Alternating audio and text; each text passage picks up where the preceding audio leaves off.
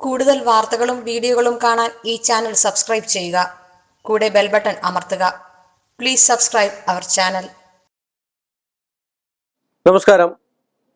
എല്ലാ മാന്യ പ്രേക്ഷകർക്കും എന്നെ ഇഷ്ടപ്പെടുന്നവർക്കും ഏഷ്യ ലൈവ് ചാനലിലേക്ക് നിശ്ചയമായ സ്വാഗതം.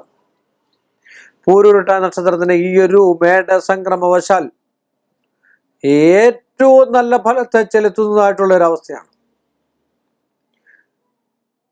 പക്ഷിമൃഗാദികളും വൃക്ഷലതാദികളും സ്വായത്തം വെച്ചാൽ പക്ഷിമൃഗാന്ന് വെച്ചാൽ നമ്മൾ ഫാമൊക്കെ നടത്തുന്ന പശുവിൻ്റെ, എരുമയുടെ അല്ലെങ്കിൽ കോഴി, ഇങ്ങനെയൊക്കെയുള്ള താറാവ്, ഇങ്ങനെയൊക്കെയുള്ള ഫാമുകൾ മറ്റു കാര്യങ്ങൾ ചില പക്ഷിമൃഗാദികളെ വളർത്തുന്ന ആൾക്കാർക്ക് ഏറ്റവും ഉത്തമമായിട്ടുള്ള ഒരു സമയമാണ്.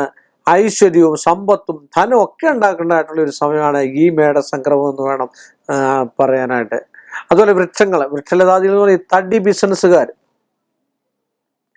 നല്ല ലാഭങ്ങളും മറ്റു കാര്യങ്ങളും ഒക്കെ ആരെയും ചതിക്കാതിരുന്നു കഴിഞ്ഞാൽ നല്ല ലാഭങ്ങളും ഒക്കെ ഉണ്ടാകേണ്ടതായിട്ടുള്ള ഒരു സമയം. തടി സംബന്ധമായിട്ട് ചെയ്യുന്ന ആൾക്കാർ, തടി സംബന്ധമായിട്ട് ആർക്കിടെക്ടേഴ്സ്, പിന്നെ കലാകാരന്മാർ, ഇവർക്കൊക്കെ പൂരൂരിട്ടാതിക്ക് ഏറ്റവും ഉത്തമമായിട്ടുള്ള ഒരു സമയം.